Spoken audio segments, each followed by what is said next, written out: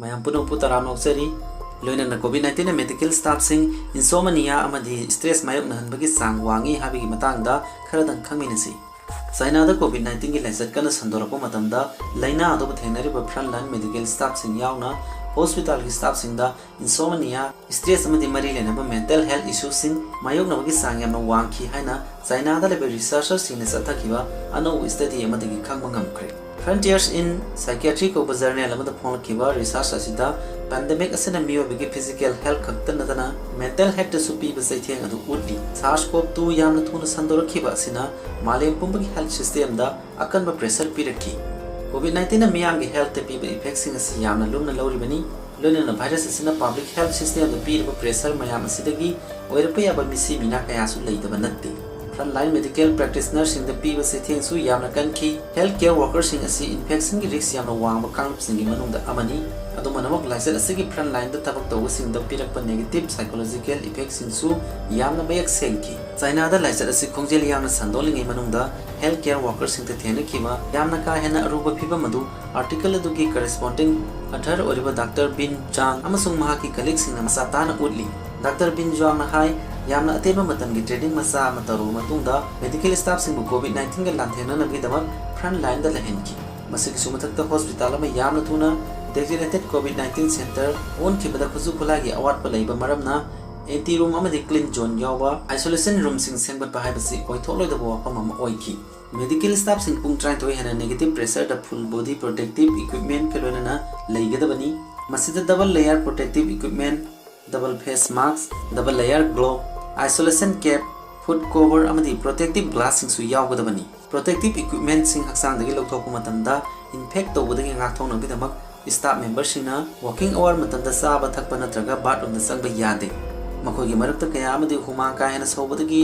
dehydration tawrokpa yawi khara amana cystitis habidi urinary bladder amsung ureter infection tawba amadi puri thungbusu yawrai quarantine area da thabak tawba medical staff sing su matam punamakta anaba mi singa yamna naknana loinaribani asigumlaba khudong thingai oba phiba masida medical staff sing asi mentally amadi physically sokthaba habido oirai amadi masina maram oraga tumba yadaba amadi stress ki sang wangkhalai phiba masidagi stress yamna leibana tumba yadabagi khudong sadaba thoganba amusu tumba yadaba aduna maram oraga stress hena amuk thoganba asuna loibana daba cycle amusu thoganba yai haina researchers sing aduna hairi medical staff sing ki sada kontra taruna insomnia thengnai study eduki researchers sing aduna license adu thengnariba healthcare workers sing da insomnia mayok narakba loina insomnia ga atai mental health issues sing gi marakta leinaba mari adu da su akaknana ningchanglammi investigate tawna bi damak akoina China gi mafam kaya da medical staff sing bu recruit tawki participants sing adu medical staff ngaktara haina yengsilaba matungda participant masing lising amaga jamga humdoi surami hariba participants sing adu gi insomnia depression anxiety amadi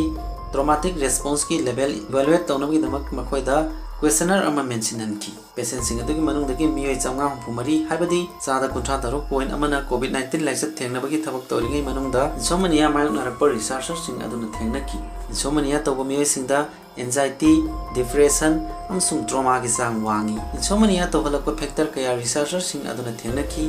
Dr. Zhuang ki matungina khwaidagi maroiba factor di laina asi laksinaba honabada kana gadra haiba khangba ngamdabagi phibam mama medical staff sing gi marakta phawba asina oirami study edu doctor sing amadi nursing sangdamna dona yengbada doctor oiba haibisina insomnia dagi ngakthonabagi masak ama oiba thengnaki masi doctor sing de ayamana numidagi matamda thabak tawba yawdaba amadi pung kunmari supna thabak tawba sang hanthabana oiba yai haina researcher sing na thajari Doctor sing amadi nursing marakta education gi level khenaba amadi nupa nupi oinabagi khenaba leibanasu maram ama oiramba yai haina researchers sing na phongdokli participants sing adugi manungda ayamana nupi oirami mamangda chathakiba study sing gi matungina insomnia mayoknabagi sang asi nupi tane heli hairi arobida ngasi gi pawdom yeng tabiru punopu thanachari